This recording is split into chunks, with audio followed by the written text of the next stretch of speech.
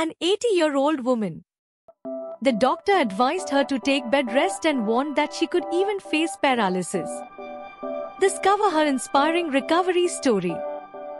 Watch this video till the end and don't forget to share. It could change someone's life. আমার নাম রেখা দেব, মা আমার নমস্কার, আমার নাম অমিত দেব, I'm 52 years old. Just 15 days back আমি জানতে পারি কি মার D12 ইনভার্টার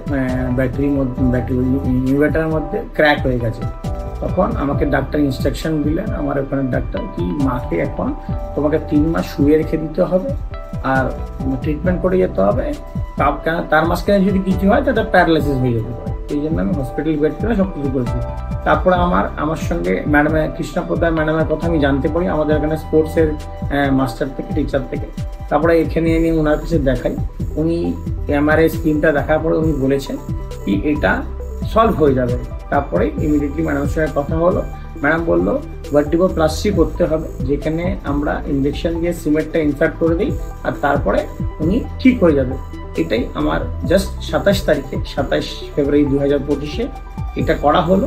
আর আজকে আমি মাকে নিয়ে এসেছি, মা এখন হাঁটতে পারছে, নিজে গিয়ে আমাদের পায়খানায় বসতে পারছে, নিজে সব কিছু করতে পারছে, সবই করতে পারছে মা। আরো ধীরে ধীরে মানে ইমপ্রুভমেন্ট আরো হয়ে যাবে। তো এটাই হলো আমার মার সঙ্গেই আছে। আপনি খুশি? Thank you.